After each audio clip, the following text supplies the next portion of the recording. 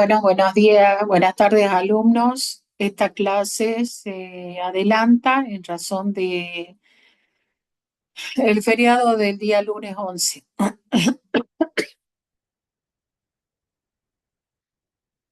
Bueno, hasta este momento nosotros tenemos desarrollado el sistema de presupuesto, el sistema de tesorería, el sistema de bienes del Estado y hoy vamos a avanzar con el sistema de crédito público.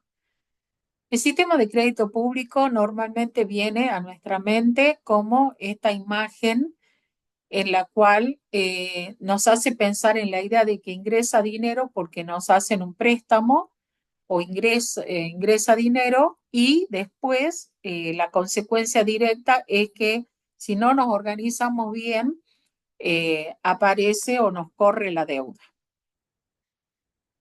Antes de comenzar a desarrollar esta temática, corresponde que resolvamos algunas cuestiones terminológicas. Por ejemplo, dentro de la Constitución de la Nación Argentina, igual que dentro de la Constitución de la provincia de Salta y en las cartas orgánicas y en el régimen municipal, la Ley 8126, cuando quiere hacerse referencia a los préstamos, a las deudas que pueden adquirir el Estado nacional, provincial y municipal, se expresa a través de la palabra empréstito. Mientras tanto, nosotros actualmente mientras tanto, nosotros a nivel de, a nivel de la ley 2456, eh, hablamos de sistema de crédito público. Pero entonces vamos a tratar de entender por qué las constituciones hablan de empréstito. ¿Qué es la palabra empréstito? Bueno, la palabra empréstito viene del latín impraestare y del italiano imprestito, y de allí pasa al castellano jurídico financiero como empréstito, que originariamente representaba un préstamo tomado por el soberano, por el Estado, y tenía la característica de que era algo excepcional, extraordinario, que venía a resolver una cuestión, como decimos, extraordinaria, una guerra, una crisis, o para ejecutar una obra pública extraordinaria. Durante el siglo XIX y principio del siglo XX, el Estado no vivía endeudándose. Por lo menos el Estado, realmente el empréstito era una situación extraordinaria. No era un episodio que ocurría y por eso tenía mucha connotación política y estaba rodeado de solemnidad. Es por eso que aparece en las constituciones. Esto que parecería ser de índole operativo, aparece en las constituciones. Se dice que tiene que tener autorización del Poder Legislativo en todos los casos, nación, provincia y municipio, y tiene una fuerte carga institucional porque dice que tiene que ser incorporada al presupuesto y si no está incorporado al presupuesto, el préstamo tiene que ser aprobado por una ley especial. En el caso de la República Argentina, en la Constitución Argentina, dentro de las facultades del Congreso de la Nación está el artículo 75, que habla de las facultades del Congreso, y en el inciso 4 y 7 hace referencia a los empréstitos. Lo que pasaba era que la palabra empréstito tenía perfectamente cabida dentro de un marco donde se supone que un Estado recauda los impuestos o obtiene divisas suficiente para atender las necesidades públicas, producir bienes y servicios que vayan a satisfacer esas necesidades públicas. Y que excepcionalmente debería, en el caso de una muy buena gestión, debería tomarse en préstito, de una manera excepcional. Entonces, esta es una visión romántica que tiene de cómo debe actuar un Estado. He aquí la razón de la lluvia de rosas. Realmente es una situación hipotética de ensueño en que el Estado vive solamente de lo que recaude, que no necesite endeudarse.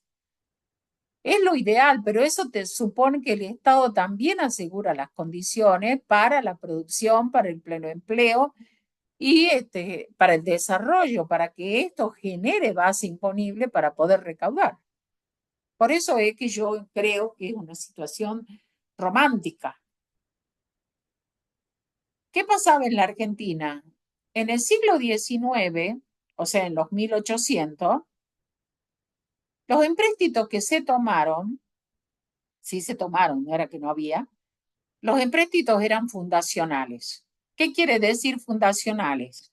Se utilizaron para darle forma a la nación. Esta situación se proyectó casi hasta la mitad del siglo XX. Entre 1945 y 1975 hubo una suerte de endeudamiento moderado, ¿sí? Estábamos en una época en que no era necesario tanto recurrir al crédito y si lo hacíamos con bancos, ¿sí?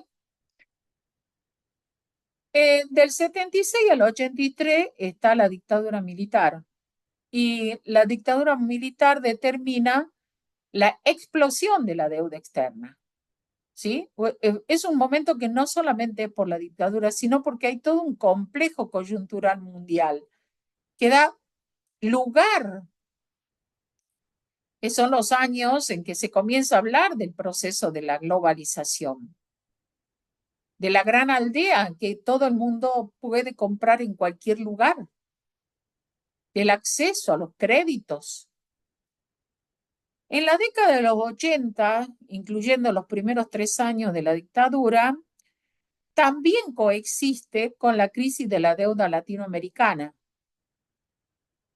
¿Qué había pasado? Justamente esta apertura mundial determinó el acceso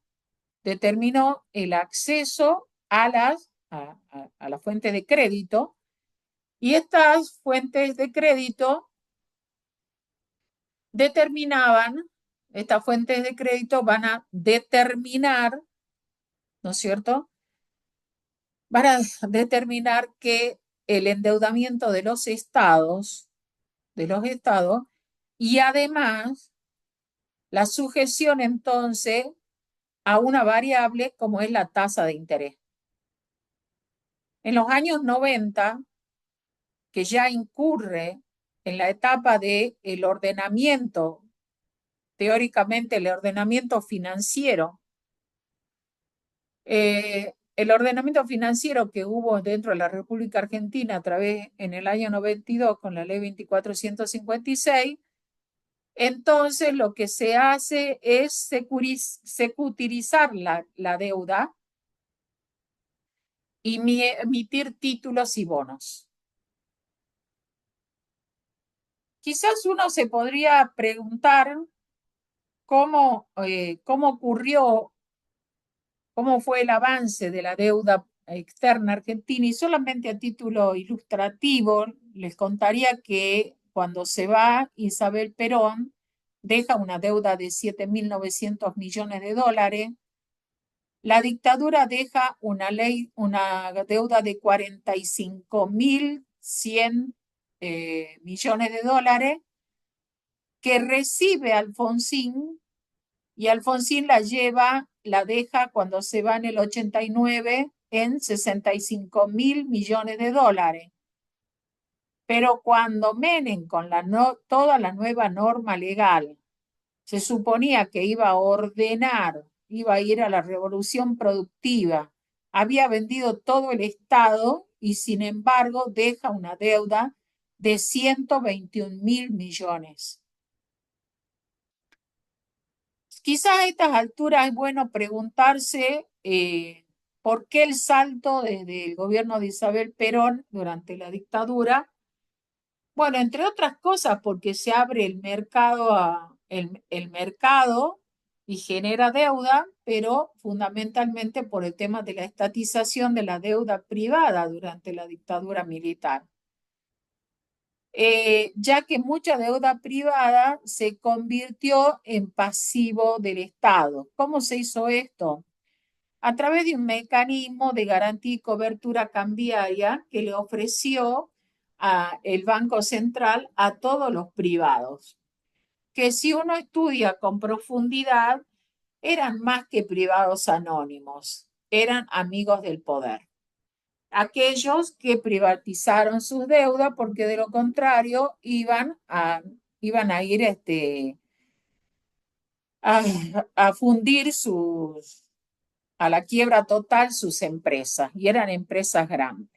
Estas empresas privadas habían salido al exterior a obtener crédito y cuando lo tenían que devolver, el Estado, el mundo ya estaba en crisis, porque ustedes saben que vivimos en procesos cíclicos.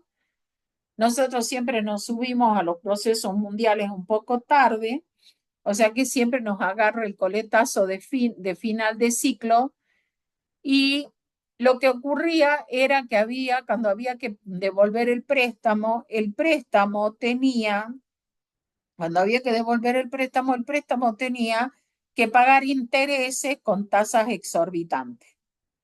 Entonces, el Estado sale en rescate de estos privados que, como digo, no eran ningunos ignotos de la sociedad, sino que eh, van a, se establece un mecanismo a través del Banco Central de la República Argentina por la cual el Banco Central o sea, el Estado argentino iba a pagar la diferencia entre los intereses pactados y los intereses que en definitiva se terminaban pagando. Esto se llamó la estatización de la deuda privada. Bien, en este momento, hasta este momento, entonces, uno se pregunta, ¿por qué ocurrió esto? Hay que explicar un poquito mejor, por qué se produjo la transición en la práctica, porque en el lenguaje todavía en las constituciones sigue la palabra empréstito, cómo se produjo la transición del empréstito al sistema de control de crédito público. Yo creo que de pasar de este sistema de empréstito que era tan solemne y reverencial a un sistema de crédito público, hay que entender qué es lo que pasó en el mundo. Y todo ocurrió a fines de la Segunda Guerra Mundial, cuando en 1944 se firman los acuerdos de Bretton Woods. Allí se establece la creación del Fondo Monetario Internacional y la creación del Banco Mundial. ¿Sí? Esto era para ayudar a reconstruir Europa, obviamente. Entonces eran organismos internacionales donde todos los organismos los países que formaban parte, aportaban y solidariamente se ayudaba entre los países que habían sido afectados por la guerra. En 1956 se crea el Club de París, que el Club de París es una unión, digamos, una asociación de países que prestan dinero a cambio de una cuota, toda una financiera, el Club de París, pero que trabaja únicamente con deuda soberana. Y otra vez aparece la palabra deuda soberana cuando ya vamos a explicar cuál es. Y luego, como se venía el problema para América Latina, que representaba una crisis económica estructural que no tenía que ver con la guerra, sino con el propio sentido del cambio de roles en la economía a nivel mundial, en 1959 se crea el Banco Interamericano de Desarrollo, que es que anteriormente había sido el BIRF, de fomento regional, y este comienza a actuar dentro de Latinoamérica.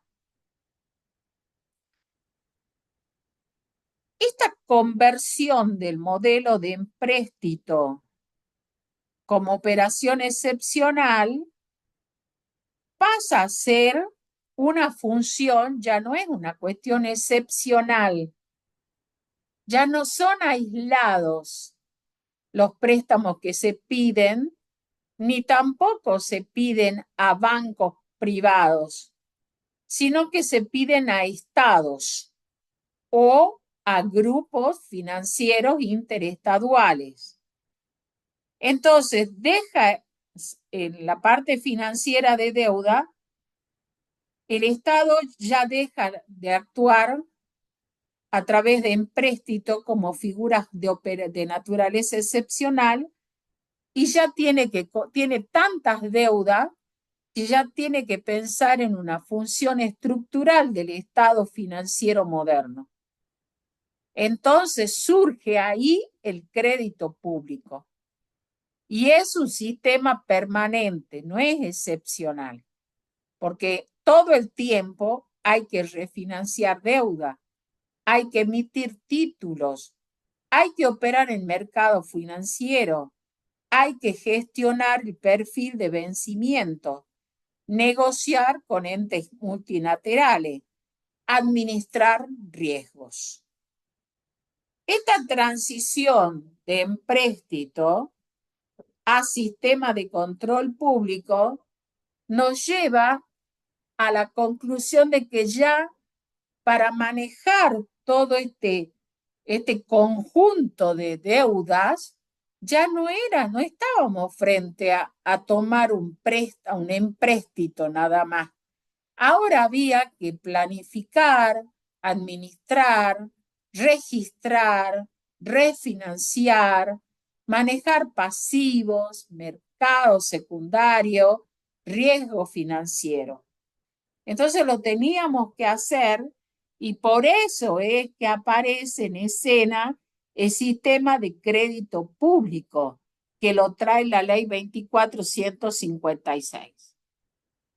La ley 2456, ¿no es cierto?, tiene la característica, la ley 2456 llega en un momento, en 1992, pero tenemos que ver cómo estaba la situación en ese momento.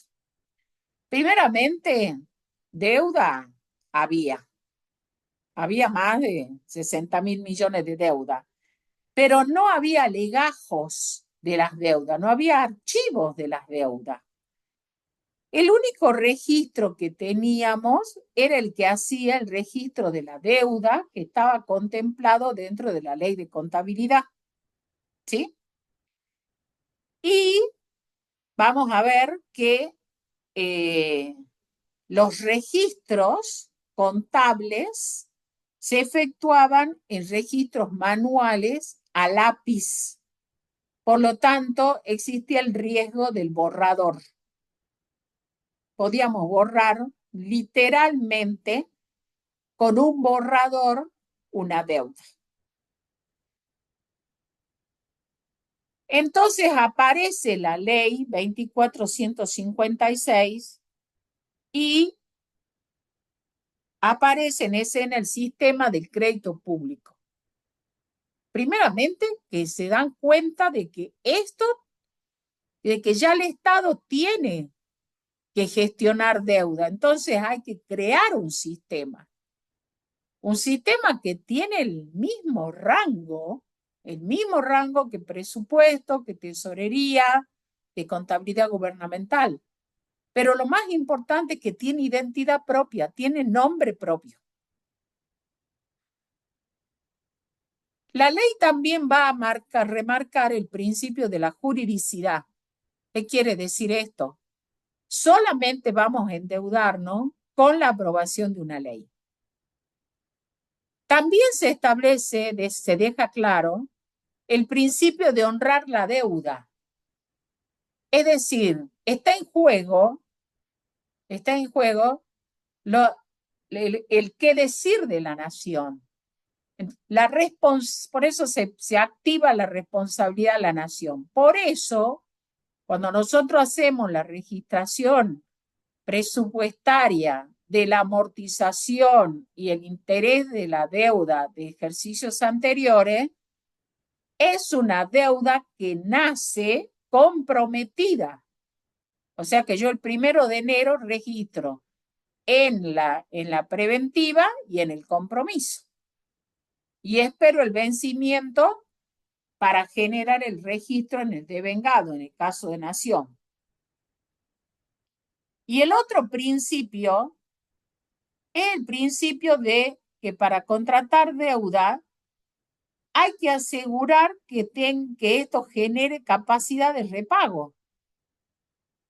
Tiene que estar identificado de dónde vamos a sacar para pagar la deuda. Es decir, se tiene que hacer un análisis costo-beneficio positivo para financiar inversiones productivas, salvo las situaciones previstas en el 39 y en el 60, que hace referencia a ciertos gastos que pueden autorizarse sin estar previstos en el presupuesto.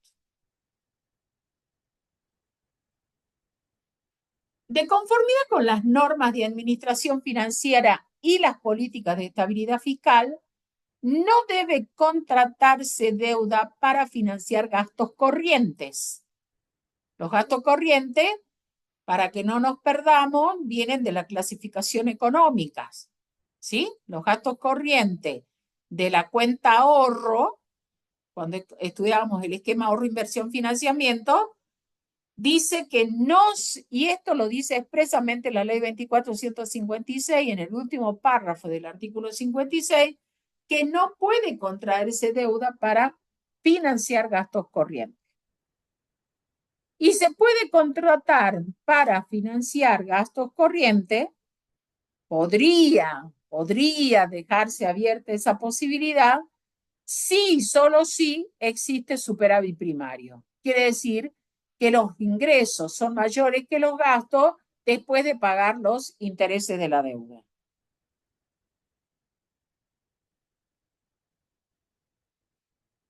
Bueno, ya habíamos descrito cuál era la situación antes de 1992, y después de 1992 aparece la ley 24.156 que plantea el sistema de crédito público, que plantea que hay un reconocimiento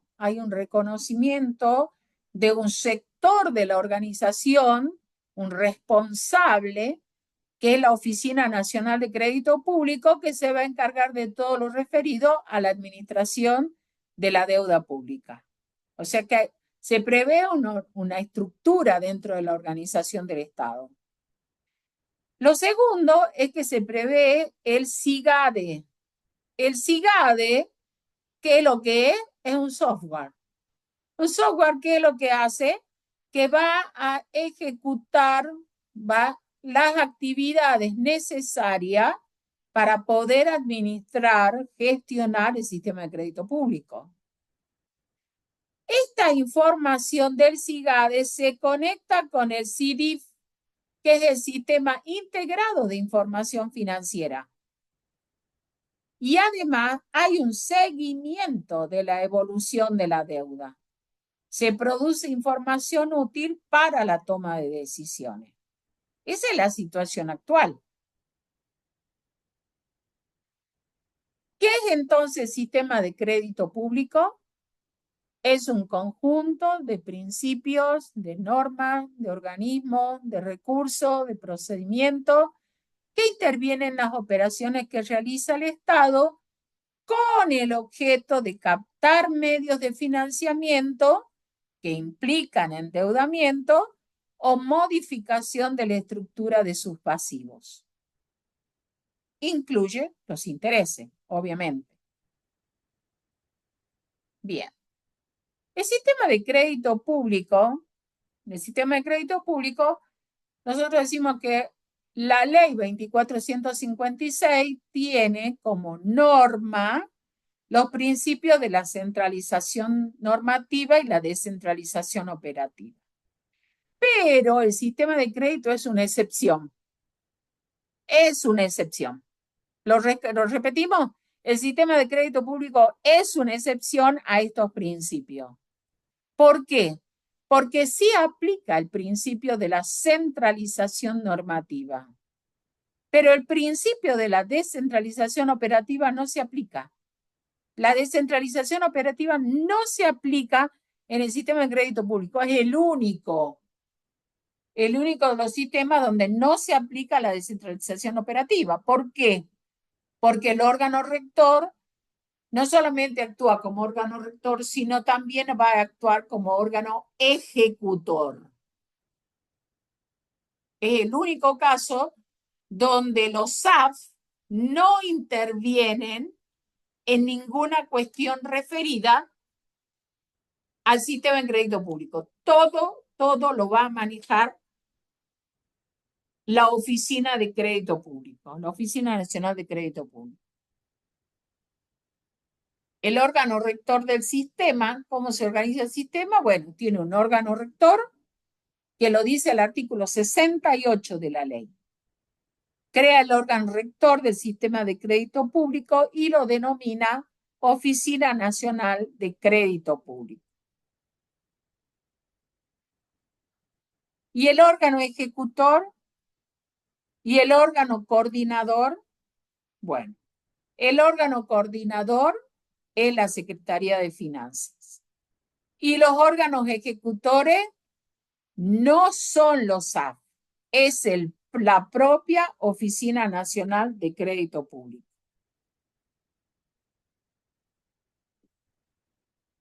Aviso importante. Chan, chan. Artículo 59. Ninguna entidad del sector público puede iniciar trámite para realizar operaciones de crédito público sin la autorización previa del órgano coordinador del sistema de administración financiera. No se puede. ¿Por qué? Porque tenemos la centralización de la ejecución. ¿Podría hacerlo? Siempre y cuando lo autoricen. Todos deben pedir autorización. Ninguno puede realizar por sí mismo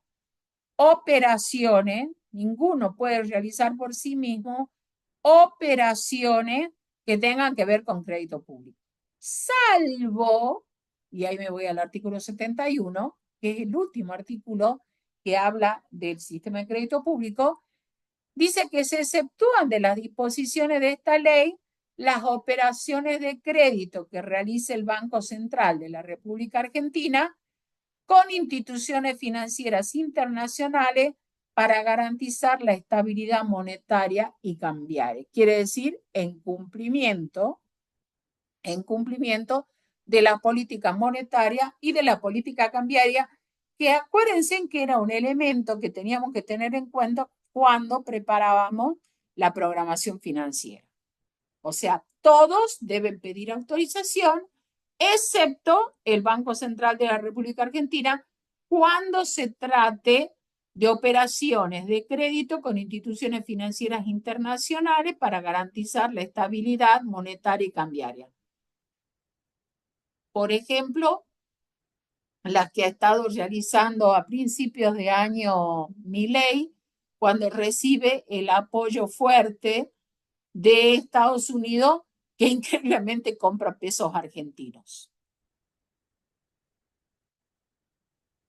Siguiendo hablando con él de la organización del sistema de crédito público, nosotros dijimos que el órgano coordinador es la Secretaría de Finanzas y tiene la facultad de redistribuir y reasignar los medios de financiamiento obtenidos mediante operaciones de crédito público, siempre que así lo permitan las condiciones de la operación respectiva y las normas presupuestarias. Es decir, ingresa el dinero porque porque obtengo un préstamo, se produce una inserción de dinero. ¿Quién dice a dónde se destina, qué se destina? Es el órgano coordinador. Si nosotros vamos a la organización de la Oficina Nacional de Crédito Público, si vamos a leer cómo se organiza este órgano rector, primeramente lo presenta como tal. Será el órgano rector del sistema de crédito público. Y miren la misión que tiene. Asegurar una eficiente programación, utilización y control de los medios de financiamiento que se obtengan mediante operaciones de crédito público. Y dos, programar y efectuar con eficacia la atención del servicio de la deuda. Es decir, hasta acá tenemos que la Oficina Nacional de Crédito Público es el órgano rector, que tiene dos funciones. Asegurar la eficiente programación, utilización de los medios obtenidos por operaciones de crédito público. Lo que acabamos de decir del 67, que el órgano coordinador, junto con el órgano rector, va a tener la capacidad de distribuirlos, salvo que haya un objeto, un destino específico. Y después tienen que ordenarse hacia adentro para poder pagar la deuda. ¿Sí? Para poder pagar la deuda. O sea que todo lo hace la Oficina Nacional de Presupuesto. Bien, ¿cuáles son los propósitos básicos? Atender las necesidades del financiamiento del presupuesto nacional en las mejores condiciones posibles para el Tesoro y administrar adecuadamente la deuda contraída mediante el cumplimiento en tiempo y forma de las obligaciones financieras asumidas. Bueno, acá les acaba de decir que no solamente es ir a obtener un préstamo, sino en las mejores condiciones para el Tesoro. En las mejores condiciones de Tesoro. Eso implica plazos de gracia, plazo de pago, tasas de interés, posibilidades de rescisión, de renegociación, etc. Y luego administrar la deuda contraída. ¿Cómo se administra una deuda? Planificando, ordenando, para atender en tiempo y forma el pago de las obligaciones financieras asumidas. Entonces, el órgano rector del sistema se llama Oficina Nacional de Crédito Público, con responsabilidades en toda la fase del proceso de endeudamiento. ¿Por qué? Porque no tenía descentralización operativa, acuérdense. Todo lo hace la Oficina Nacional. Desde la autorización para empezar las negociaciones hasta el pago de los servicios de la deuda. De todo se encarga la Oficina Nacional de Crédito Público. Desde iniciar las negociaciones, ¿sí?, hasta pagar los servicios de la deuda. ¿Quién dice esto? El artículo 68 de la ley. ¿Cuáles son las competencias? Participar en las fórmulas como todo órgano rector, pero ustedes van a ver que acá no solamente vamos a tener funciones del órgano rector, sino también del órgano ejecutor. Participar en la formulación de aspectos crediticios de la política financiera, organizar un sistema de información sobre mercado de capitales, coordinar las ofertas de financiamiento recibidas cada vez que el Estado sale a buscar fondos para financiarse, tiene que hacerlo a través de una licitación. La licitación por la cual se pone en el mercado, por eso hay que conocer el mercado de capitales, los títulos y los bonos que esté dispuesto o esté utilizando como instrumento de endeudamiento. tramitar todas las solicitudes de autorización para iniciar las operaciones de crédito público. Normalizar los procedimientos, dictar normas de cómo se emiten, se colocan y se rescatan los empréstitos. De nuevo, la palabra empréstito. Hay una permanente, depende de quién redacte en realidad. Así como lo de negociación, contratación y amortización de préstamos. Entonces, no solamente participa en la política, organiza el sistema, hay que conocer el mercado, un sistema de información sobre el mercado de capitales, coordina las ofertas recibidas, coordina, lo ha hecho, cómo ha recibido las ofertas a través del procedimiento de licitación, tramita las solicitudes de autorización para iniciar todas las operaciones de crédito, dicta las normas, eso significa normalizar, dicta las normas de procedimiento de emisión, colocación, rescate, negociación, contratación, amortización, dicta, y luego tiene que mantener un registro actualizado del endeudamiento, el cual se relaciona con el ESIDIP. El ESIDIP lo decimos porque es a través de Internet, antes era por redes. Mantiene el endeudamiento, tienen que mantener un registro actualizado del endeudamiento que va a combinar, va a trabajar en forma conjunta y coordinada con el ESIDIP que maneja la contabilidad gubernamental, con los registros de la contabilidad gubernamental para poder registrar los pasivos del Estado. Y luego, entre otros, vamos a ver que realizar las estimaciones y las proyecciones de los servicios de la deuda pública y de los desembolsos correspondientes a cada operación de crédito suministrando la información para presupuesto, para que presupuesto pueda preparar el próximo proyecto de presupuesto, pueda preparar la programación presupuestaria de las cuotas compromiso y devengado con la tesorería para que la tesorería pueda preparar la programación financiera.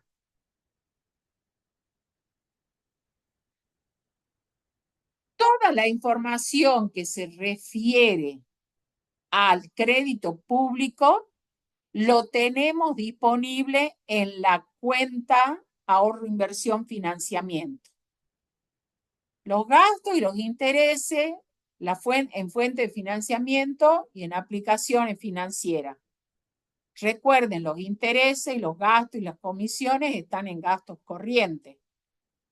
El financiamiento, la fuente de financiamiento, justamente debajo de la línea en fuente de financiamiento, y la aplicación financiera también abajo de la línea. Hemos dicho que al darle vida, la propia ley crea la oficina, la ley 24.156, crea la oficina de crédito público.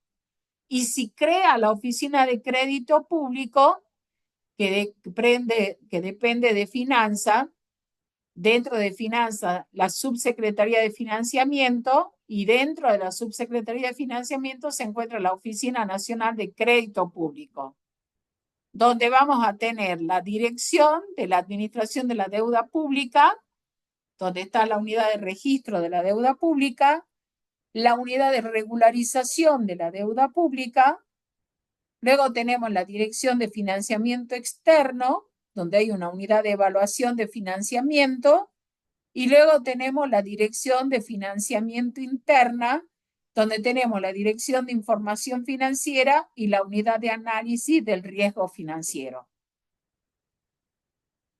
Bien, hemos hecho referencia varias veces en lo que va de la exposición a la expresión la deuda soberana.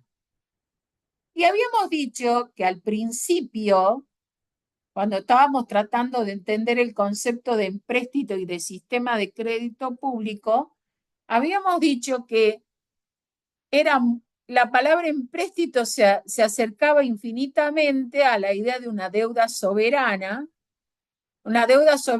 que contraía directamente el Estado, donde pone como referencia su propio nombre como Estado, la propia capacidad del Estado para hacer frente a las deudas, honrar la deuda y en resguardo de la cobrabilidad de cualquier préstamo. También decíamos que frente a esto, la deuda soberana se manifiesta porque el Estado emite títulos soberanos. Los emite la nación argentina. Y hay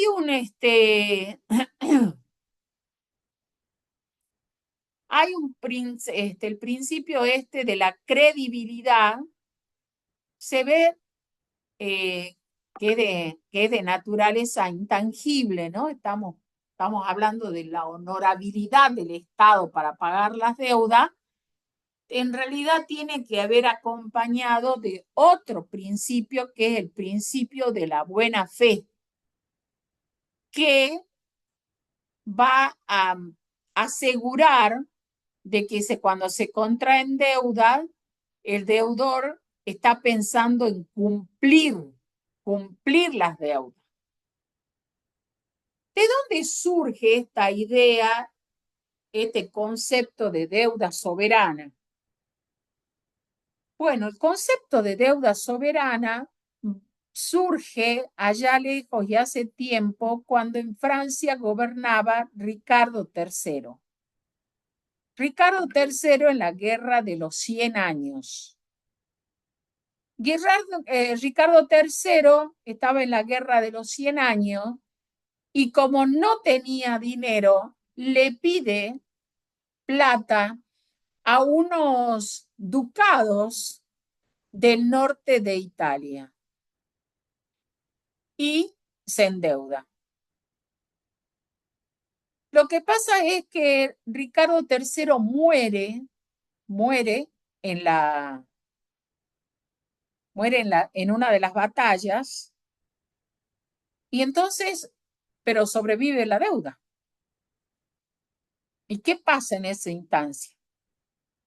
Los ducados de Italia vienen a cobrar la deuda. Entonces, ¿qué contesta Francia? Francia contesta, bueno, pero eso se los pidió Ricardo III y Ricardo III se ha muerto. Y entonces surge la postura que los ducados italianos dicen, pero Ricardo III en persona no fue a pedirnos el préstamo, fue en calidad de rey de Francia. Entonces la deuda es de Francia. Por eso se habla de que cuando el Estado contrae una deuda y compromete su honorabilidad, su buena fe, la buena fe que ha tenido quien le ha prestado, entonces la deuda es del Estado, es soberana. Pero el acreedor, frente al buen nombre, la honorabilidad, pone en juego su buena fe, pero el acreedor se queda siempre pensando y dice, bueno, tengo que tomar mis recaudos. Entonces, voy a pedirle una sobretasa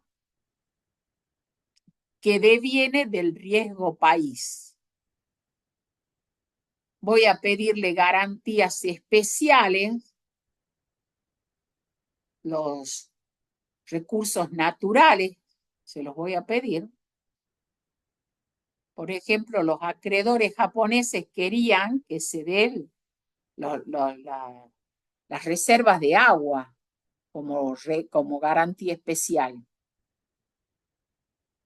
La renuncia a controversias judiciales, ¿sí? La renuncia a la inmunidad soberana, que es otro principio que rige las relaciones internacionales, por las cuales si yo no pago la deuda, la otra persona no puede entrar en mi territorio a embargarme bienes. A veces también como mecanismo de seguridad o garantía, el acreedor puede pedir que se constituya un fideicomiso de la recaudación en un banco extranjero. Muy difícil.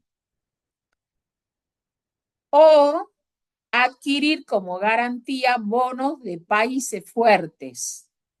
El problema es cuando tenemos mala calificación. Es ahí donde el acreedor la piensa 2 o 3 veces. Entonces, ¿qué pasa si se confirman las dudas del acreedor y no se paga?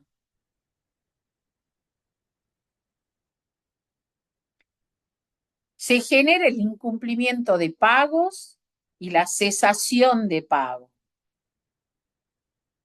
Y acá era donde decíamos esto de que el deudor puede ejercer su derecho a la inmunidad para evitar el embargo de bienes radicados en el país o en el extranjero. Por ejemplo, y eso se llama el principio de la igualdad y la cortesía internacional, pero no es absoluto, solamente el que quiere lo va a aplicar. ¿Sí? Entonces, ¿qué es lo que pasa?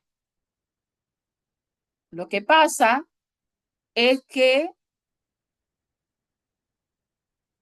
ante el tan temido default, ¿qué pasa si mi acreedor es un organismo financiero internacional? Y bueno, genera el ruido y transmite la voz de que no soy buen deudor.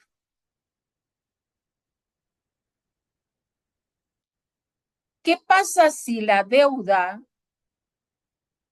está porque no rescaté o no pagué los intereses de títulos soberanos? Bueno, es lo que nos ha pasado con los famosos fondos buitre.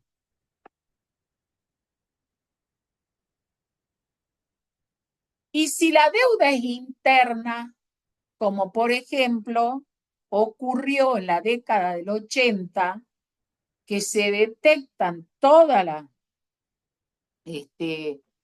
deudas que tenían con los jubilados, entonces los abogados de los jubilados iban y embargaban la recaudación de la DGI en ese momento y con esa plata se le pagaba a los jubilados. ¿Qué hace el Estado para resolver esa emergencia? Dicta una ley de emergencia. Y con eso nadie puede tocar la recaudación.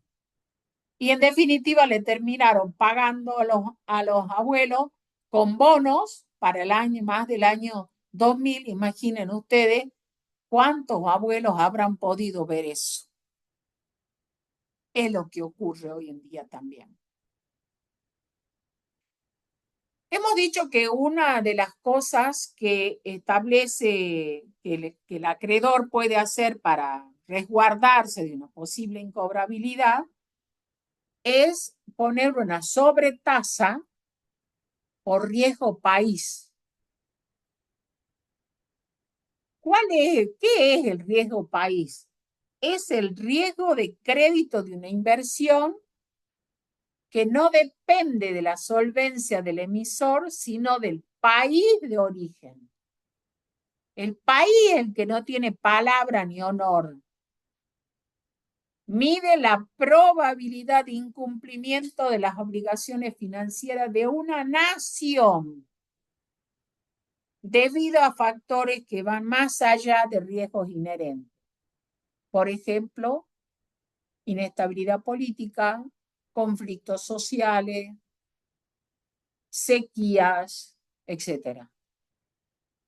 Por eso, cuando nosotros tenemos una mala imagen a nivel internacional, entonces estamos frente a una situación, cuando estamos frente a una imagen, una mala imagen internacional, estamos porque tenemos, no tenemos reconocimiento de nuestro honor y cumplimiento y buena fe. Cuanto mayor sea el riesgo, peor es la calificación que recibe el país, sobre todo teniendo en cuenta las variables relacionadas con el entorno macroeconómico, estabilidad política, marco jurídico institucional, es decir, estamos hablando de índices de confianza.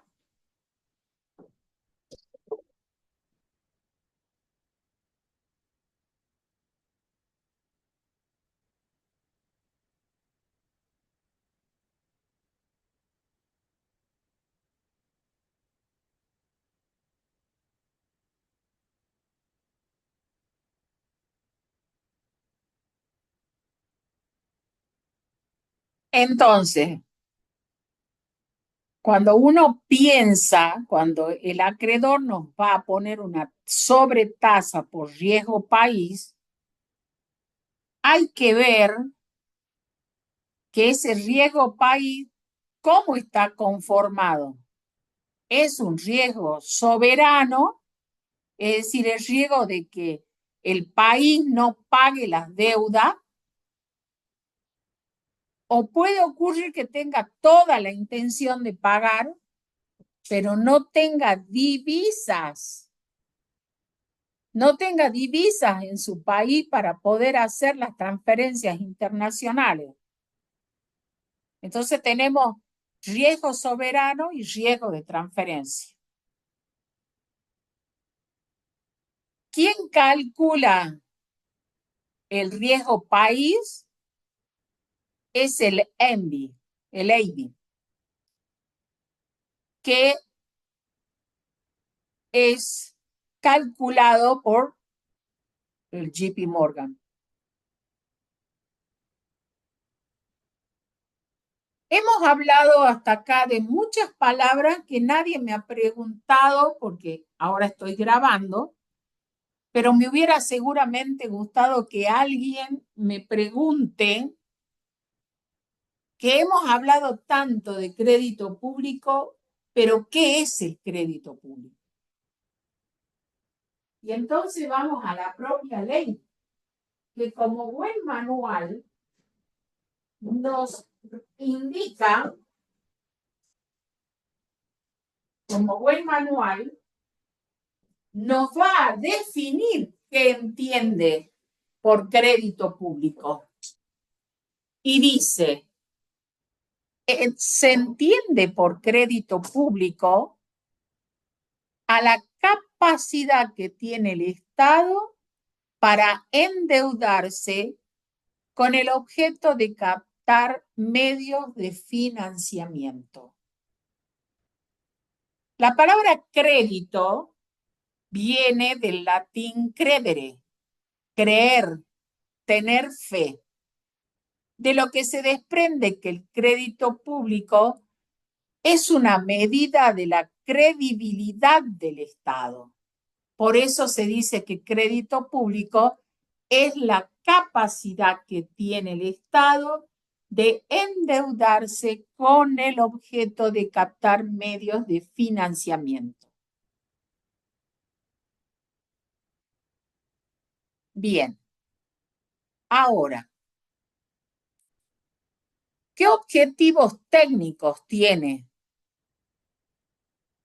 Ordenar e informar sobre montos, tipos y operaciones de endeudamiento, de recursos, erogaciones, intereses,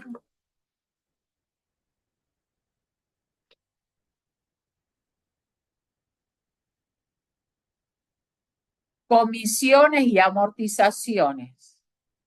El sistema de crédito público, entonces, tiene por objetivo darnos información a través del SIGADE, que es el Sistema de Gestión de la Deuda Pública. También debemos decir que sirve para definir procedimientos y métodos para vincular el sistema de crédito público con el sistema de presupuesto y el sistema de tesorería en la etapa de programación y ejecución de la gestión de caja, y para vincularse con el de contabilidad para el registro de todos los eventos contables vinculados a la contratación y administración de la deuda. Uno de los propósitos fundamentales del sistema de crédito público consiste en atender las necesidades de financiamiento del Tesoro. Entonces, la vinculación con la tesorería es muy estrecha. Esas necesidades de financiamiento, el hecho de buscar y atender esas necesidades, lo tiene que hacer en las mejores condiciones posibles para el erario público, de acuerdo con los planes de gobierno que están establecidos en la Ley del Presupuesto de Recursos y Gastos.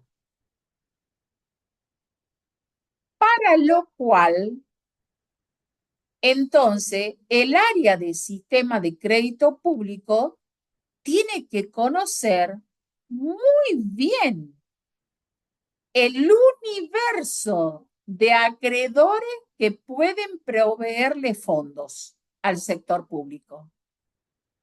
¿Quién me puede prestar? ¿Dónde puedo conseguir el financiamiento en las mejores condiciones para el Tesoro? Y entonces decimos que el universo está constituido básicamente por los mercados de capitales y por las distintas instituciones financieras oficiales, multilaterales y bilaterales. Los organismos multilaterales de crédito de los que la nación argentina forma parte, como el BID, el BIRF o el Fondo Monetario, los organismos bilaterales, cuyo financiamiento se canaliza a través de agencias de promoción de exportación y otras agencias que otorgan financiamiento de gobierno a gobierno, como el Club de París. Es decir, que el área de crédito público tiene que conocer ese universo, tiene que conocer el mercado de capitales, tiene que conocer las instituciones financieras oficiales, bilaterales y multilaterales. La Argentina forma parte de estos organismos y para formar parte hay que pagar una cuota. A efectos de precisar conceptos, es bueno que a estas alturas tengamos claro de qué hablamos cuando hablamos de crédito público, de deuda pública y servicios de la deuda. Es importantísimo que no confundamos los conceptos, porque hasta ahora hemos hablado de estos conceptos, pero ¿lo tenemos claro? Ya hemos visto qué es crédito público. Hemos dicho que se entiende por crédito público a la capacidad que tiene el Estado de endeudarse con el objeto de captar medios de financiamiento. Pero sigue la definición del artículo 56. Para realizar inversiones reproductivas, para atender casos de evidente necesidad nacional, para reestructurar su organización, para refinanciar sus pasivos, incluyendo los intereses respectivos.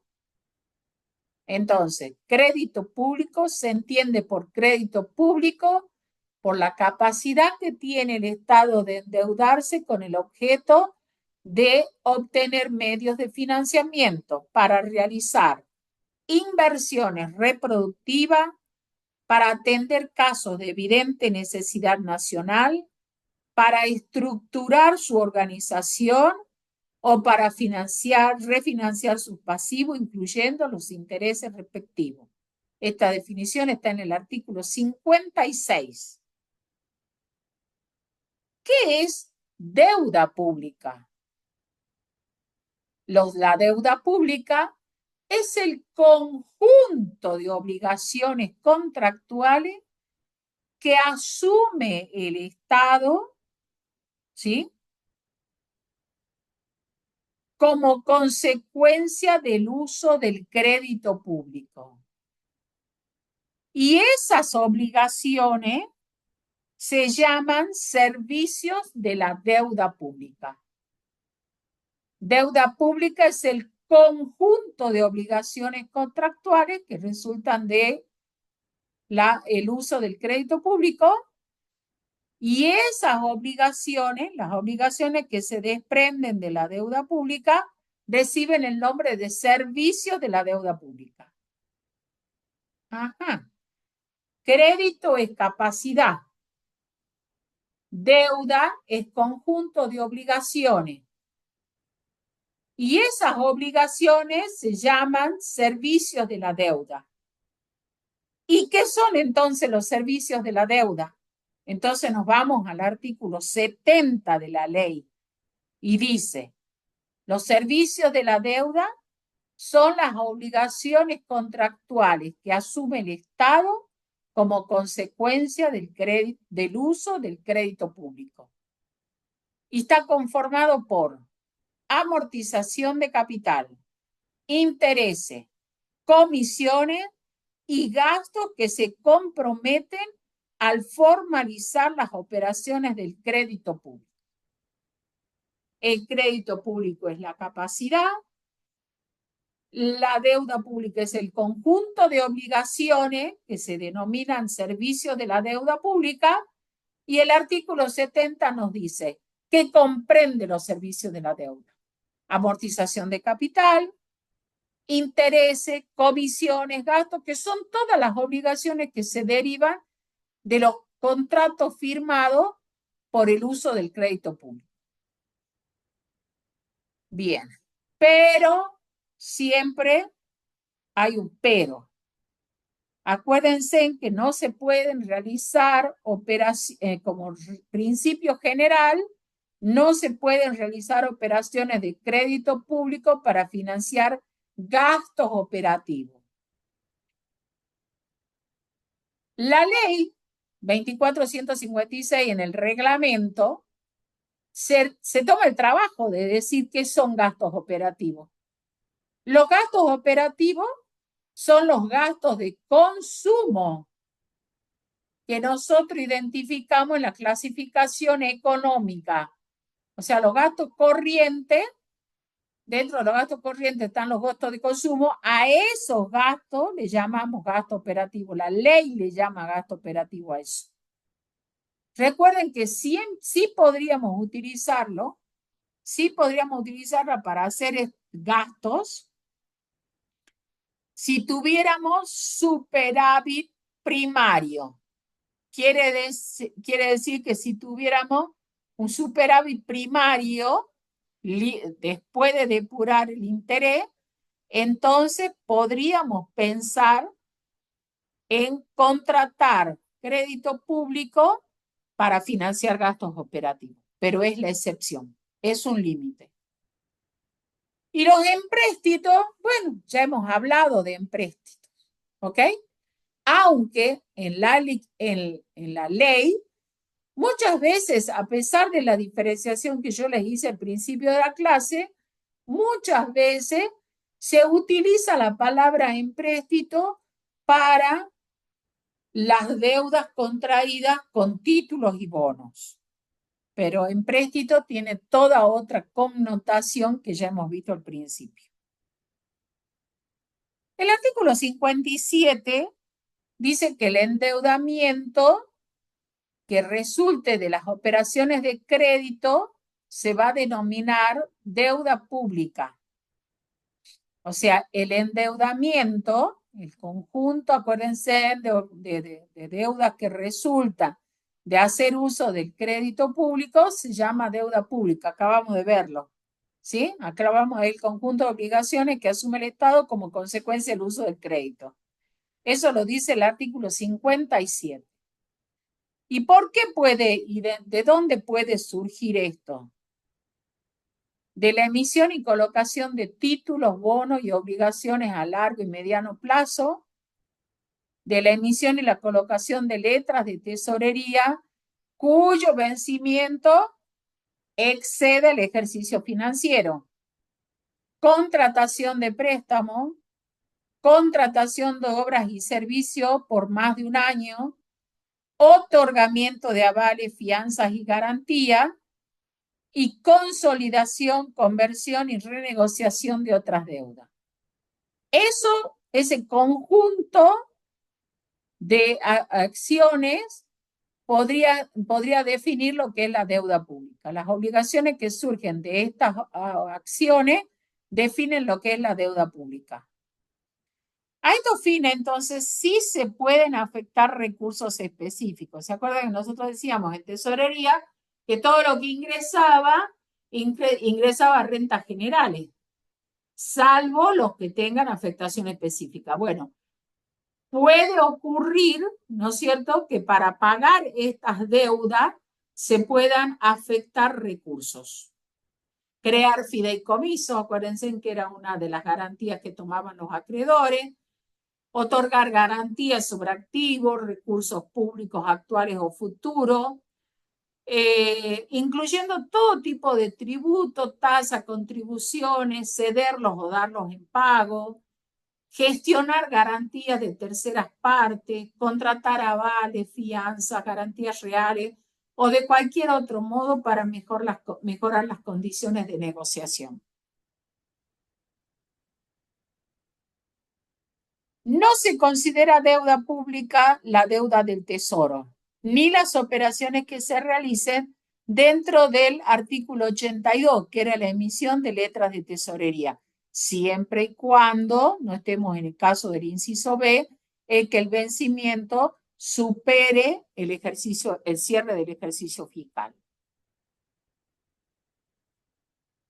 ¿Cuál es el marco legal institucional del sistema de crédito público? Bueno, el artículo 4 de la Constitución Nacional enumera los recursos del Tesoro Nacional, estableciendo que el gobierno federal va a proveer a los gastos de la nación a través de los fondos del Tesoro Nacional, que está formado por productos de derechos de importación y exportación, de la venta o locación de tierras de propiedad nacional, de la renta de correo, de las demás contribuciones que equitativa y proporcionalmente a la población imponga el Congreso Nacional, y de los empréstitos y operaciones de crédito que decrete el mismo Congreso para urgencias de la nación o para empresas de utilidad nacional.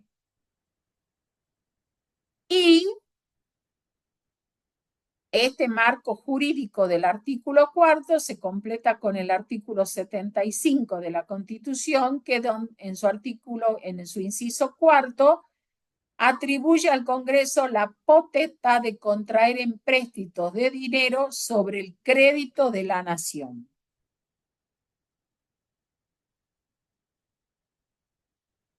Entonces,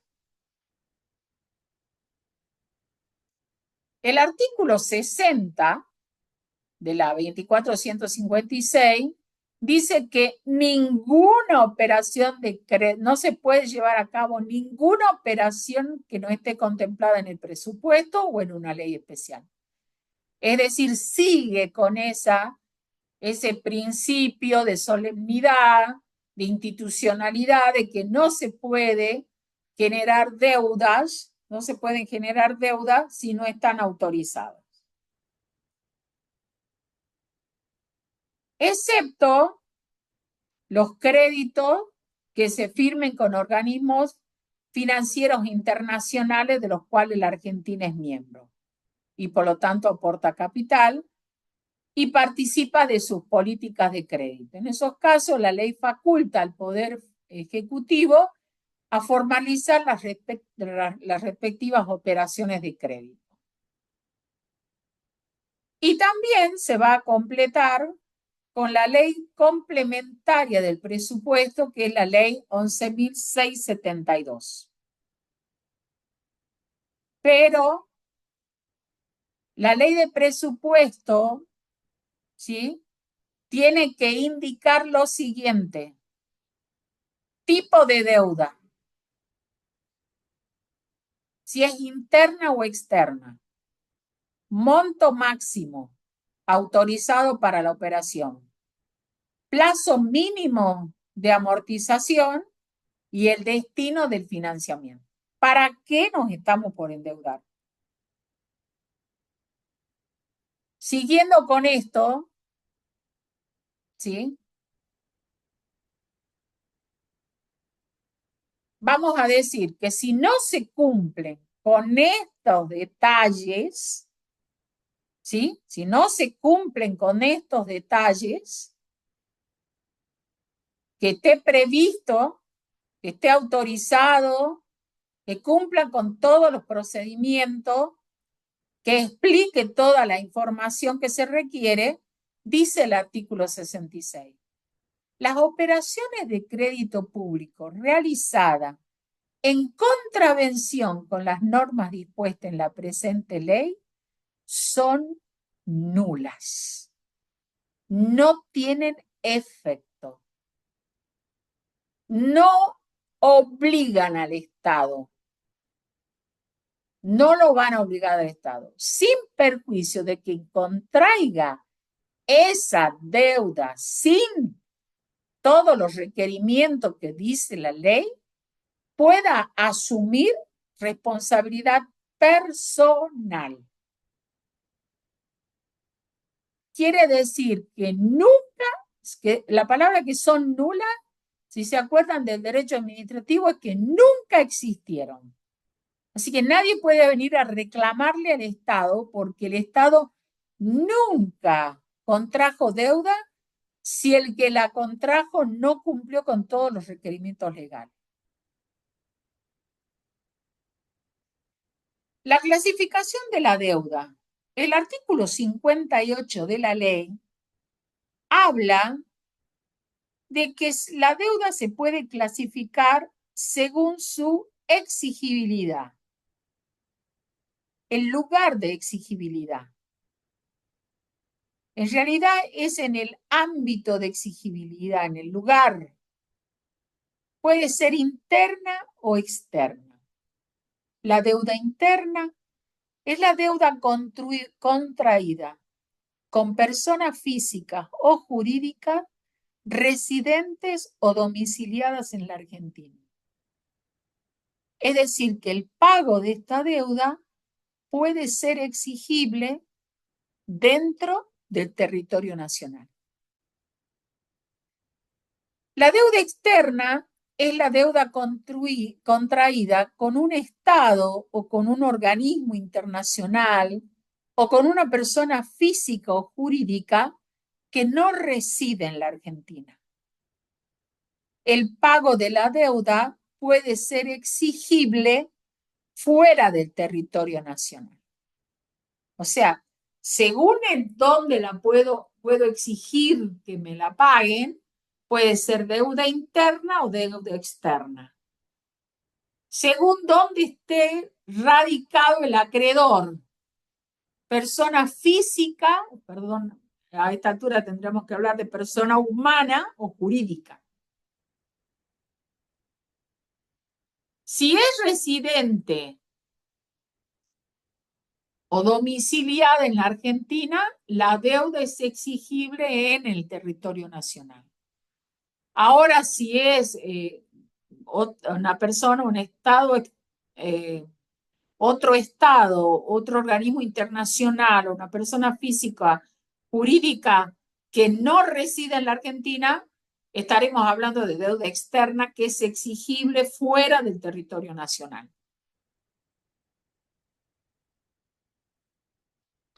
Según la naturaleza del deudor, o sea, del que debe, la anterior era según dónde estaba el acreedor, ¿sí? Por el ámbito de exigibilidad era dónde estaba el acreedor. La segunda clasificación es según la naturaleza del deudor. La deuda puede ser directa si la asume la administración central como principal deudor.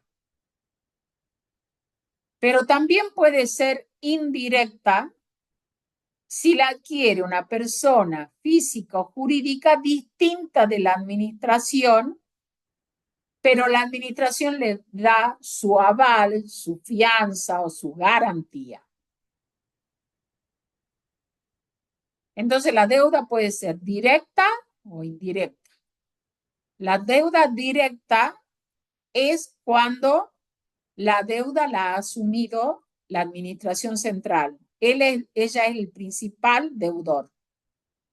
Y la indirecta es cuando la ha asumido cualquier otra persona humana o jurídica distinta a la de la administración central, pero que la administración central le ha dado aval, fianza o garantía. Recuerden que para que le dé aval, fianza o garantía, tiene que haber una ley. Tiene que haber una ley. Es decir, el artículo 58 nos habla de la clasificación de la deuda pública. Y dice, la clasifica en interna y externa, ¿sí? Y puede ser directa o indirecta. En la interna, recordamos, es la contraída con personas humanas o jurídicas residentes o domiciliadas en el país y donde el pago exigible es exigible dentro del territorio nacional. Ahora, la deuda externa es la contraída con estados, organismos internacionales, personas humanas jurídicas, residentes o domiciliadas fuera del país y cuyo pago puede exigirse fuera del territorio nacional. Para yo contraer el tema de una deuda externa, necesito previamente la opinión del Banco Central de la República Argentina respecto del impacto en la balanza de pago. Eso lo dice el artículo 61 de la Ley de Administración Financiera. Y la otra clasificación es la clasificación directa o indirecta. La directa es la que la Administración Central es el principal deudor. El Estado directamente es el principal deudor. Ahora, la indirecta, el Estado avala, da fianza o garantía. Está autorizado por los artículos 62 y 64, pero con la condición de que esté autorizado por una ley. Es decir, ahora viene, o sea, primero era la clasificación que podía ser interna o externa, la clasificación directa o indirecta, y ahora vamos a la clasificación según el tipo de operación. Hay 4 tipos de operación: títulos públicos, préstamos, otorgamiento de avales, fianzas y garantía, consolidación, conversión y renegociación de otras deudas. Y si vamos a los títulos públicos, puede ser emisión y colocación de títulos, bonos y obligaciones de mediano y largo plazo, emisión y colocación de letras del tesoro. Eso sería a través de títulos públicos. Los préstamos. Los préstamos pueden ser préstamos con instituciones financieras, obras, servicios o adquisiciones, cuyo pago total o parcial se estipula realizar en el transcurso de un ejercicio financiero posterior al vigente. Es cuando cuando hago una obra a crédito, digamos, que lo voy a pagar de aquí al otro ejercicio financiero. Entonces, mientras tanto, yo le tendría que pagar, pero como no le estoy pagando, me estoy financiando con ese dinero del contratista. Según el tipo de operación, nosotros hemos dicho que según el tipo de operación podían ser títulos públicos, préstamos, otorgamiento de avales o consolidación, conversión o renegociación. Vamos por tipo de operación y vamos al artículo 57 de la ley. ¿Cuáles son los títulos públicos? La emisión y colocación de títulos, bonos y obligaciones de mediano y largo plazo, emisión y colocación de letras del tesoro, cuyo vencimiento supera el ejercicio presupuestario vigente. Estos dos tipos de operaciones dan origen a un instrumento de la deuda denominado títulos públicos. Ahora, cuando nos endeudamos con préstamos de instituciones financieras o con obras y servicios o adquisiciones cuyo pago se estipula realizar en el próximo ejercicio, estas operaciones dan origen a un instrumento de deuda que se denomina préstamo. Tenemos que ser cuidadosos con el lenguaje, ¿sí? Según el tipo de operación, también teníamos el tema de los avales, fianzas y garantías. Los avales, otorgados por el Estado Nacional por operaciones de crédito público interno o externo, configuran la denominada deuda indirecta. Acá hemos hecho una simbiosis de todas las clasificaciones, pudiendo ser beneficiarios de las mismas las empresas públicas, privadas o mixtas, los organismos del Estado de cualquier naturaleza, las provincias y los organismos paraestatales de jurisdicción nacional, provincial o municipal. Por su parte, el punto, recuerden que el punto 5, que se refiere al otorgamiento de avales, fianza y garantía, tiene que estar autorizado por ley, o por lo menos delegada la función. En el punto 6 tenemos la consolidación, la conversión y la renegociación de otras deudas. Estas operaciones configuran lo que se llama reestructuración de la deuda. ¿Sí? No hay mayor endeudamiento, sino que se modifica la estructura de los pasivos en montos, en plazos, en servicio de la deuda, en rendimientos esperados. Lo que hace es reducir la vulnerabilidad del Estado frente a fluctuaciones en tipos de cambio o tasas de interés internacional. Entonces, consolidación, conversión o renegociación de deuda reciben el nombre técnico de reestructuración de la deuda. ¿Sí? No hay mayor deuda, no hay mayor sino que lo que se hace es, quizás lo que sí se modifica son los plazos, la estructura, los servicios de la deuda, rentabilidades esperadas, rendimientos esperados, y lo que se busca es disminuir la vulnerabilidad del Estado frente a diferencias de cambio o tasas internacionales, de interés internacionales. Es decir, que según el ámbito de la elegibilidad hay dos clasificaciones, que son interna o externa. Según la naturaleza del deudor,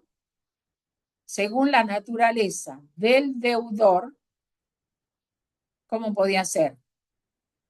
Directa o indirecta. Y según el tipo de operación nos quedamos con 4. Títulos públicos, préstamo, avales y garantía y reestructuración de la deuda.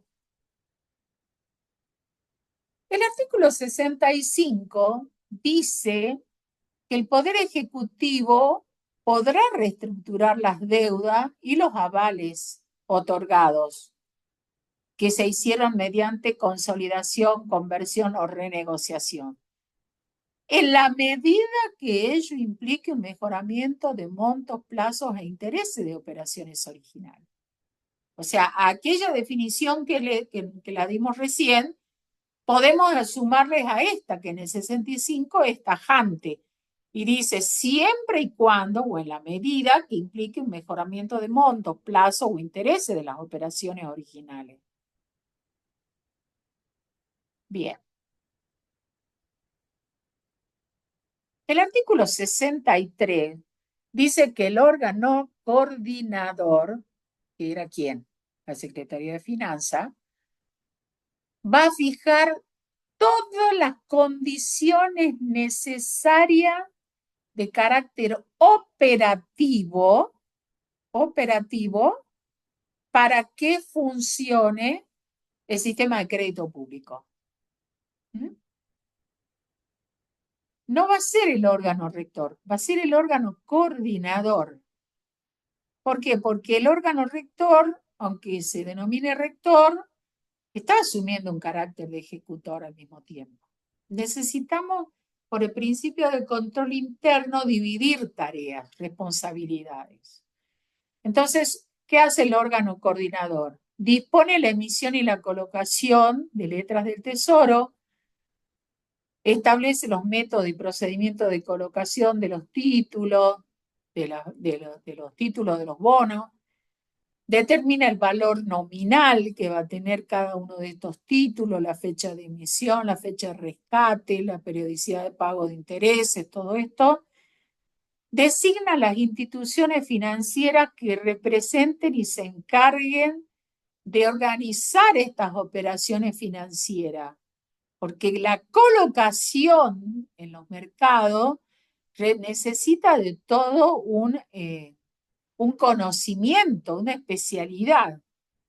Acordar las condiciones por lo que las instituciones financieras colocadoras, pactar y reconocer, abonar las comisiones que se hayan pactado, establecer las pautas que aseguren la transparencia entre el mercado primario y el mercado secundario, solicitar las bolsas y mercados de valores, cotización de instrumentos, y contratar en el exterior servicios de asesoramiento para un adecuado funcionamiento de la actividad de la colocación de títulos y bonos. Bien, ¿cómo se pueden colocar títulos? Las modalidades. Bueno, se pueden colocar. Opción 1, renta más capital. Son títulos por los cuales el gobierno se compromete a pagar periódicamente servicios de la renta y de capital. El bullet o bala son títulos en los cuales el gobierno se compromete a pagar periódicamente servicios de renta, pero van a amortizar, el capital lo van a devolver al finalizar el plazo acordado. Y los bonos de cupón cero son títulos por los cuales el gobierno se compromete a pagar la renta y el capital al vencimiento. Tienen una estructura financiera muy sencilla y en general se trata de obligaciones a largo plazo y con un elevado descuento. ¿Cómo se toma la decisión? Nosotros dijimos que la Oficina Nacional de Crédito Público se hace cargo desde que se inician las se da impulso al trámite hasta que se paga. Entonces, se encarga un proceso de decisorio, o sea, un procedimiento que tenga que ver con el crédito público, va desde el inicio y la gestión de la autorización, luego viene la etapa de la negociación, luego viene la etapa de la formalización y la contratación, luego viene el desembolso. Recuerden ustedes que la palabra desembolso tiene que ver que recibimos el dinero, la ejecución, administración y control, y luego los pagos, sea el pago de capital y renta, el pago de renta solo o el pago de capital y renta al final. Ahora, cuando estoy en la fase 1, que es la fase en que se comienza, se da inicio, vuelvo a esto, cada uno de estos círculos representa una fase, veamos quiénes intervienen. En la fase 1 interviene la Secretaría de Hacienda que autoriza el inicio de la gestión. La Oficina Nacional de Crédito Público registra la autorización. ¿Sí? El Poder Legislativo autoriza el endeudamiento, aprueba el endeudamiento. En la fase 2 de la negociación, las entidades y jurisdicciones interesadas, con la autorización del órgano de coordinación, negocian con la Secretaría de Finanzas, asistida por la Subsecretaría de Financiamiento. Acuérdense que en esta fase de la negociación, el tipo de deuda, el monto autorizado, el plazo mínimo de amortización y el destino de financiamiento venía dado en la ley de presupuesto o en la ley especial. O sea que ya está dado, no puedo salirme de eso. En la etapa 3, que es de la formalización y la contratación, se firma el contrato, se firma la operación y la Oficina Nacional de Crédito Público registra el contrato. Esto tiene que estar autorizado por el Poder Legislativo, Congreso, salvo que se trate de las operaciones con organismos internacionales donde la Argentina sea parte y pague una cuota, entonces está autorizado el Poder Ejecutivo Nacional. En la etapa 4, que es cuando se reciben los desembolsos, se ejecuta realmente el contrato, es la etapa de administración y control. Entonces ahí tenemos que la Oficina Nacional de Crédito Público establece las normas, los instructivos de seguimiento y de control del uso del préstamo y registra los desembolsos. El Poder Legislativo va a controlar cómo se ejecuta a través de los informes que le dé la Auditoría General de la Nación, que audita y controla la aplicación y los recursos provenientes de las operaciones de crédito público. Y la fase 5, que es la de el pago, y que tiene que ser pago responsable, la Oficina Nacional de Crédito Público fiscaliza el cumplimiento en su tiempo y forma del servicio de la deuda y registra los pagos. Todas estas operaciones, y cada vez que incluso hemos hablado de registro, entra a ser protagonismo el SIGADE, que es el Sistema de Gestión y Análisis de la Deuda. Es un software, ¿no es cierto? Es un software que fue desarrollado por un organismo de comercio exterior de Estados Unidos, pero que la Argentina lo ha mejorado, porque como nosotros somos especialistas, así como yo les conté que a nivel de la Auditoría General de la Nación somos el único organismo en el mundo que tenemos normas de auditoría de la deuda pública. Será porque para nosotros es más que una piedra en el zapato. Bueno, el tema acá El tema es que no lo hemos usado, el SIGADE es un enlatado que se compra, ¿sí? Que estaba totalmente armonizado con las normas del CIMAFAL y con los organismos internacionales. Pero en la Argentina hubo que hacerle algunas modificaciones. Por ejemplo, el cálculo de los precios técnicos, operaciones de pase, imputación presupuestaria de los servicios de la deuda y otros. Estas modificaciones han sido requeridas por otros países y Argentina se presenta como digamos, el experimentado en esto y vende esos servicios. Cada jurisdicción, o sea, nosotros hemos dicho que dentro de la organización, dentro del sector público, existen entidades y jurisdicciones. Bueno, hay una jurisdicción que recibe un nombre particular. Hay una jurisdicción de administración financiera que recibe el nombre de servicios de la deuda.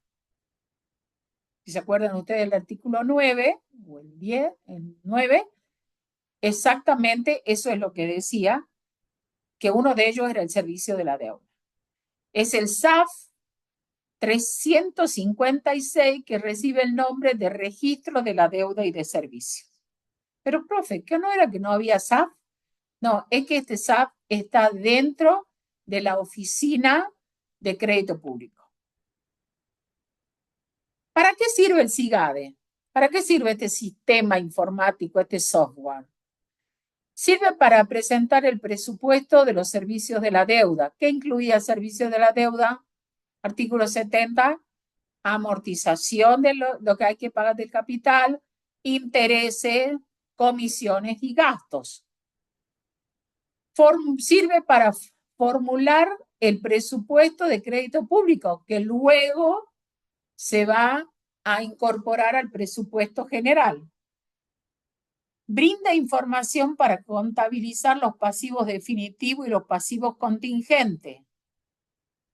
Controla qué pasivo contingente tenemos, los avales, ¿sí? Las garantías. Esos, la fianza, esos son pasivos contingentes que también tienen que estar registrados. Proyecta los saldos y servicios de la deuda pública, elabora informes de impacto en las cuentas nacionales y en la balanza de pago y brinda información para la programación financiera. Acuérdense, cuando vimos el circuito de la programación financiera, le pedíamos 3 veces información a la Oficina Nacional de Crédito Público. El SIGADE trabaja, como ya decimos, es un software que se comunica con el ESIDIF y tiene usuario en la Secretaría de Hacienda, en la Secretaría de Programación Económica y Regional, en el Banco Central de la República Argentina y en la Caja de Valores, de una sociedad anónima. Allí tenemos la información, el SIGADE va a administrar la información de los títulos públicos, de la deuda multilateral, de la deuda bilateral y de la deuda comercial, que es a corto plazo generalmente. El sistema de información de la deuda pública, el SIGADE, recibe toda la información de los hechos económicos y transacciones que afectan la deuda pública y toda la información de los mercados financieros, tipos de cambio, tasas de interés. ¿Y qué información produce?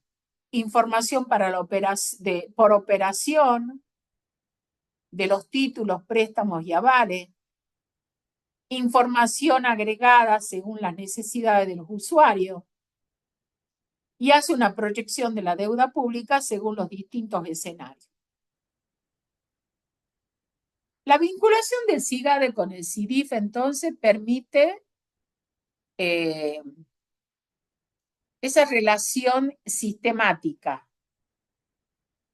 Las transacciones reales, ingresadas o generadas por el SIGADE, con su contraparte contable del SIDIF, hay formulario de gasto y formulario de ingreso, y El CIDIF, perdón, el CIGADE tiene dos módulos que son de gastos y de recursos. Bueno, veamos más o menos cómo se maneja el registro de las operaciones de crédito público. El Poder Legislativo aprueba la ley de presupuesto. El organismo deudor tiene el contrato, decreto o la resolución, ¿sí? Con esto, más el crédito disponible, aprobado, se firma el contrato, el decreto, la resolución, y esto pasa a la Oficina Nacional de Crédito Público y luego se va a hacer el registro de condiciones financieras y calendarios estimados. Con esto se carga el CIGADE. También se carga el CIGADE la tabla de amortización de la deuda y se abre una carpeta y un archivo por operación financiera. Ahora veamos. Toda la información de la deuda puede ser clasificada de distintas maneras según sea el clasificador presupuestario. El institucional tiene servicios de la deuda, pero solo expone dentro de los servicios de la deuda los intereses. O sea que no cumple con la definición que nos da la ley. El tipo de moneda depende de los términos del contrato que le dio origen. Geográficamente depende de la jurisdicción que esté realizando la operación de crédito público. En el modelo, en el clasificador económico, los intereses se imputan a rentas de la propiedad, la amortización del capital se imputa a disminución de la deuda y disminución de otros pasivos, y las comisiones y los gastos de la deuda se imputan a gastos de consumo. O sea que los intereses, las comisiones y los gastos están en la cuenta corriente arriba de la línea. Y la amortización, la disminución de la deuda, la disminución de otros pasivos, debajo de la línea, en aplicaciones financieras. En el clasificador por objeto, en qué se gasta, los servicios de la deuda y la disminución de otros pasivos incluyen la amortización, el interés y la comisión. Quiere decir que el clasificador por objeto cumple lo que dice la ley 24.156. Y en el clasificador por finalidad y función, finalidad es deuda pública y función, servicios de la deuda. Pero acá incluye los intereses y los gastos, no incluye la amortización. Con esto damos por terminado lo que es el sistema nacional. El sistema de crédito público en el régimen provincial y municipal. Vamos por la provincia. La provincia también tiene, también habla o plantea el tema a partir de la Constitución provincial. Y la Constitución dice en el artículo 66, cuando habla del Tesoro provincial, que el Estado provincial provee a los gastos públicos con los fondos del Tesoro constituidos conforme a las leyes con recursos provenientes de tributo, de percepción directa o provenientes del régimen de coparticipación, la renta y el producido de la venta de bienes y de la actividad económica del Estado, los derechos, convenios, regalías, participaciones, contribuciones o cánones derivados de la explotación de los bienes o recursos naturales, las donaciones, legados y subsidios, y al último menciona los empréstitos y las operaciones de crédito. O sea, lo primero que plantea el artículo 66 es cuando habla de tesoro provincial, dice que con lo proveniente de los empréstitos y de las operaciones de crédito. El artículo 69, que se denomina de las finanzas públicas, dice, el crédito público solo puede contraerse para la ejecución de obras públicas Fíjense que se está quedando en una melange del modelo tradicional clásico del empréstito con el nuevo modelo. La necesidad de obras públicas, los casos de necesidad de utilidad pública para la consolidación y la conversión de deuda existente. La ley que autorice el endeudamiento debe determinar los recursos con los que se va a atender el servicio de la deuda, es decir, la afectación de recursos. Es esto de que, es lo mismo que decía Nación, que tenía que verse la capacidad de pago. Y el monto total de los servicios de interés y amortización no puede exceder un porcentaje razonable de los recursos ordinarios del Tesoro Provincial conforme lo establezca la ley. Ya vamos a ver qué dice la ley. Bien. La parte de registración de la deuda la trata la ley de contabilidad. Y la ley de contabilidad en el artículo 47 dice que la contabilidad de la deuda pública va a registrar la autorización de las emisiones de empréstito, lo cual nos da otra vez la idea de que empréstito tiene que ver con títulos y otras formas de uso del crédito, su negociación y circulación, separando la deuda consolidada de la flotante.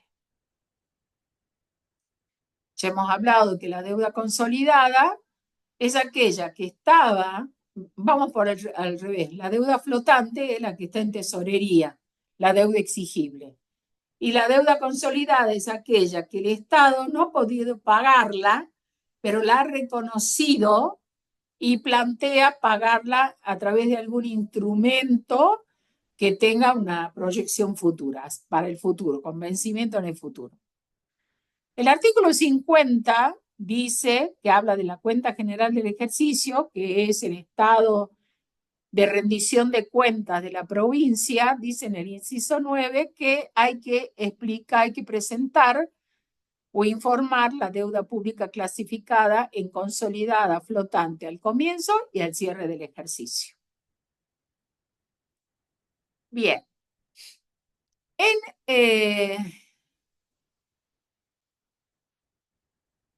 Acá hay que ver que en materia de deuda, hay que tener en cuenta que los estados provinciales pueden celebrar convenios internacionales, pero tienen que tener, o sea, pueden obtener deuda internacional, obtener deuda externa, pero con conocimiento del Congreso Nacional. Y también hay que tener en cuenta los pactos que se hayan hecho entre la provincia y la nación con respecto a restricciones en el uso del crédito público. Y para hablar de esto, tenemos que ir a nuestra conocida Ley del Régimen Federal de Responsabilidad Fiscal. Este régimen de responsabilidad fiscal tiene ciertos objetivos que son de carácter macrofiscales. Y dentro de esos objetivos se puede decir que hay que sostener el equilibrio financiero, controlar el nivel de crecimiento del gasto público y orientarlo hacia la inversión pública, o sea, no al gasto corriente, tender a la reducción y control del nivel de endeudamiento de todos los niveles del gobierno, refinanciar deudas provinciales y extender y aplicar la extensión y la aplicación de estas reglas al sector público municipal. En la provincia de Salta, adhirió a la ley del régimen federal de responsabilidad fiscal y somos monitoreados directamente por Nación. Y para que sea de aplicación a las municipalidades tienen que haberse adherido al régimen federal de responsabilidad fiscal. ¿Qué es lo que dice básicamente? Dice que puedo endeudarme, ¿sí? Puedo endeudarme. Por ejemplo, en lo que respecta a la finalidad del endeudamiento, es condición que se destine a inversión, a refinanciación o a situaciones excepcionales. No para el gasto corriente, no para pagar sueldos. La regla de sostenibilidad es que el límite financiero, los servicios de las deudas deben ser compatibles con la capacidad de pago. ¿Sí? Tiene que estar autorizado por ley, lo que nos asegura principio de legalidad. Tiene que generarse información pública sobre stock, flujo y condiciones de la deuda, que tiene que ver con la transparencia y con el control institucional.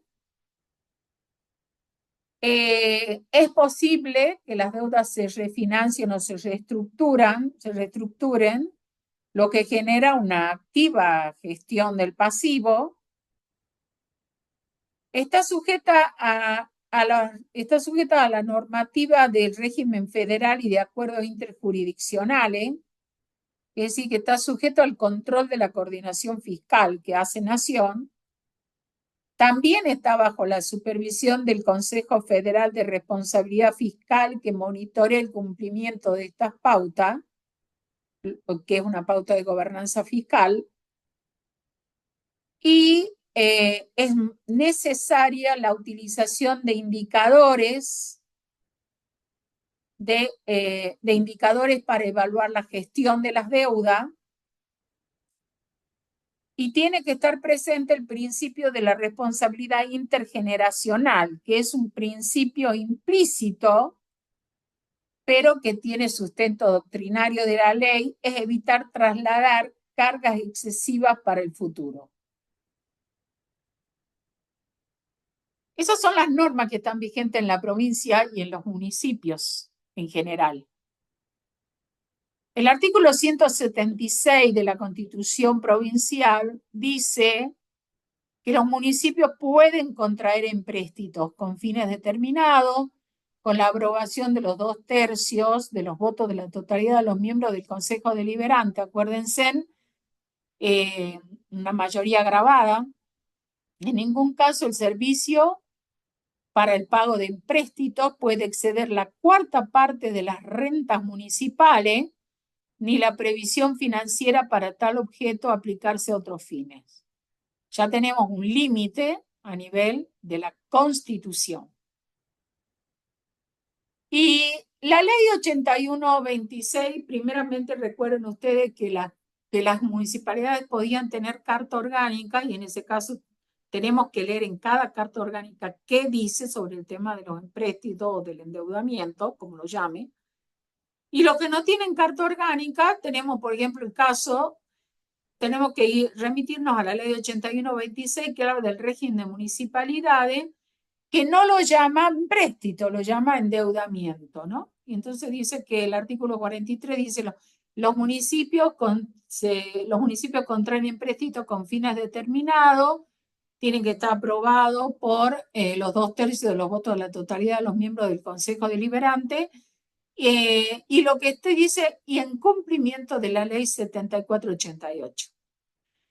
¿Qué es la ley de 7488? Es la ley por la cual la provincia se adhiere al régimen de responsabilidad fiscal. O sea que ya los municipios que no tienen carta orgánica, de hecho, ya con esto están adheridos. Tienen que cumplir las pautas que diga el régimen de responsabilidad fiscal. En ningún caso el servicio para pago de empréstito puede exceder la cuarta parte de las rentas municipales. En esto está totalmente alineada la ley con lo que dice la Constitución. La ordenanza que apruebe los empréstitos debe especificar los recursos con que se afrontará. Es un principio de orden financiero. Yo me voy a endeudar, pero ¿con qué voy a pagar? Y solo pueden autorizarse empréstitos para la ejecución de obras públicas. Otra vez lo cierra, para emprendimientos de interés social, para atender gastos originados por catástrofe, calamidades públicas y otras necesidades impostergables del municipio. Intentó seguir una línea, pero después abrió la puerta y dice otras necesidades impostergables del municipio debidamente calificadas por ordenanza. Por lo menos tiene que haber acuerdo político. No pueden autorizarse empréstitos destinados a cubrir gastos corrientes. Eso que nos quede claro, porque eso es un principio general que se da a través de los 3 niveles de gobierno. Bien. Luego, entonces, habíamos visto que cuando estudiamos el sistema de crédito público, teníamos que saber cuál es el concepto de crédito público, el régimen jurídico aplicable, los objetivos, la organización, el funcionamiento, los conceptos básicos de deuda pública, la clasificación de la deuda pública, los conceptos excluidos de deuda pública, el sistema de información y gestión de la deuda, las características y funciones y cómo se relaciona con el CIDIF. Bueno, lo que parecía una clase demasiado larga ha sido la misión imposible, se ha cumplido. Y bueno, para la próxima clase, entonces, ya hemos abordado sobre el sistema crédito público, ahora vamos a abordar la próxima clase, el sistema de contrataciones. Tienen que traer la ley 8072 y el decreto 1023 de nivel nacional, la ley 13.064 de Obras Públicas de la Nación. Bueno, muy bien. Muchas gracias.